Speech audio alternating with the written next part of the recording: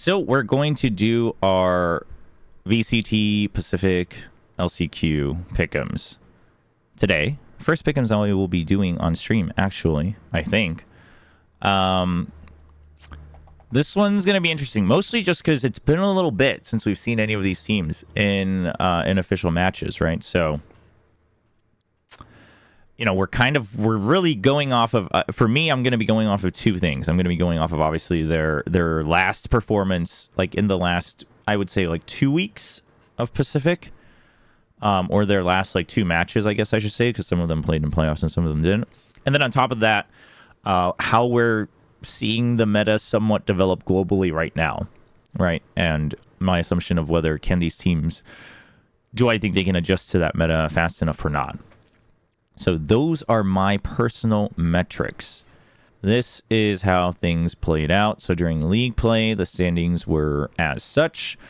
The first round is the easiest. I'm sorry, but DFM, I hope that they have improved, but I just do not think that you can improve enough to take this game, especially assuming that talent continues, you know, on the trend that we saw, right? Listen, I don't know what it is with DFM, but clearly it's a lot. Now, things get a little interesting here. RQ versus GE, I mean, these two, even during the group stage. Yeah, so RQ beat them 2-0. Let's have a quick reminder. It was Fracture and Pearl. I mean, I think I still favor RQ, right? If they were already ahead during league play, I think they move on. You know, if they both continue to improve. Here's the thing. I'm a huge RQ believer. So maybe there's some bias here, but I feel like their potential is really high. I feel like their interpretation of the game is very good. I think their interpretation of the game and how to play Valorant is very good. The execution, not always, right? And some of that execution is a team thing, and some of it is definitely an individual thing. I am going to favor RQ. However, I think this one's, I think, one of the big matches where it's like, it would not be weird if it went either way. It would not be weird at all if it went either way. I actually think it's going to be a big battle between EJ's performance versus SK Rossi's performance. This is a tough one. I think team... Okay, let's put it this way. Now looking at the ratings, etc. And I actually think this is true. I think individually Global Esports is ahead. I think team-wise RQ is ahead. But I really do think it's going to come down to EJ versus SK Rossi's performance. And not necessarily like their head-to-head performance, but just simply as the main duelist. But if it comes down to that, and if both of them play on the lower end of their potential, right? Because let's assume worst case scenarios, I think RQ as a team overcomes that better. It's such a shame that these two teams don't get a second chance, that they're on the bottom side, that they cannot move on. Now, Gen G Talon. Man. Where to begin? Oh. Okay, so anyone who watched Pacific knows Gen G was so promising. They were very promising at lock-in. They were so promising the first couple weeks, and then they lost to DRX, and then they played like an absolute dumpster fire. And then they got basically not by their own performance, but they were kind of, you know, saved by Paper Rex into the playoffs. And then they like played okay at playoffs, right? I mean, not great, but... Well, they beat Secret. That's really the only thing we're counting on. And they took a map off of T1 again. So it's like, okay, well, like, this is what frustrated a lot of people. Because here's the thing is that the way they took the map off of T1 or beating Team Secret, it also wasn't, like, convincing. So it's like, okay, like, you're getting by, but you're not showing the same potential that you did at the beginning of the season. I'm sorry. Like, I love the players on Gen G. I really do. I'm a huge TS fan as an IGL. You know, the work he puts in. I think King has always been a great Sentinel, as he always has been. You know, I really want to see Meteor succeed. You know, I think they have good staff, but something's not working out on that team. However, I will say this. I'm going to pick Talon, and here's why. I feel like Valorant is moving more into a speedy tempo, just overall, right? Not to say that you have to rush a site as 5-man every time. That's not what I'm talking about. But overall... We're done with the whole jump peek for 40 seconds, throw out a recon dart twice in every round. We're done with that meta, right? I don't think that tempo exists anymore, or I don't think it can survive as well anymore. Not to say that you shouldn't ever play rounds like that, right? The whole beauty of a mental game in Valorant is, you know, adding variety to what you do. But I think you need to absolutely be able to push the tempo up more often. And I just feel that Gen G is not a team built to do that, right? I think maybe, quite frankly, the only players really suited to do so is maybe Meteor or Meteor kind of, and then maybe Goddead, if he's left to his own devices. But obviously he's playing Initiator, so like, you know, you kind of have to work with the rest of the team. So from what we've seen and what we've, you know, been able to gather from their games, I don't think they can keep up with this tempo. And quite frankly, it's really weird for me to favor Talon in this game, because while Talon started to show some potential, it was really late and it wasn't convincing enough for me to be like, yeah, they're going to like totally be back on top in 2024.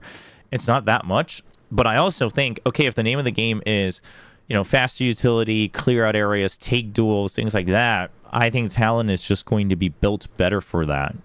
Now, Zeta versus RQ. Yeah, I feel like Zeta's probably grinding their friggin' souls out right now after not making Tokyo. I can only imagine that hit him real hard. Chamber is kind of back, not entirely, but he's much more feasible.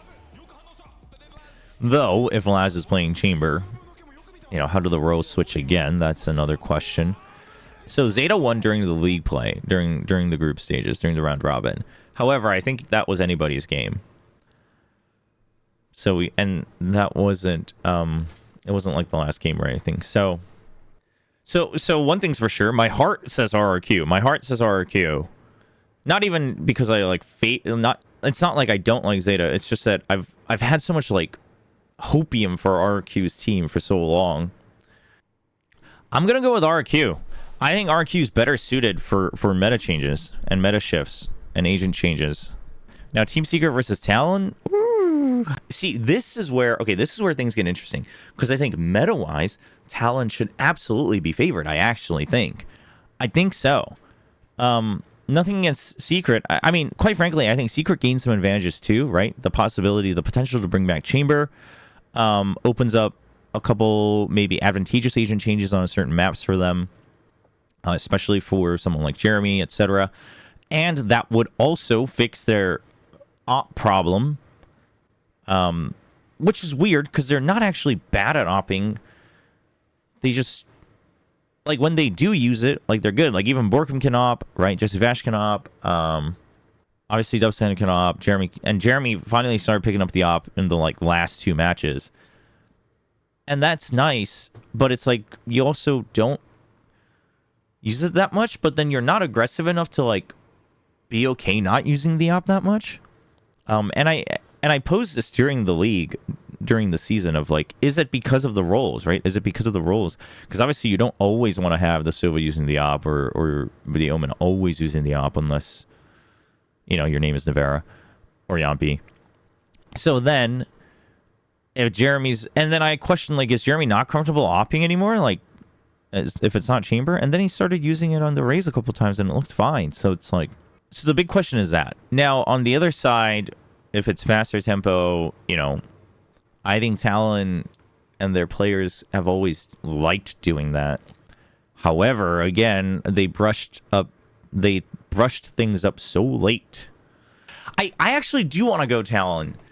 I actually think Talon should be able to. It's just that they played so bad the first, like, 5 weeks. I just can't get over that.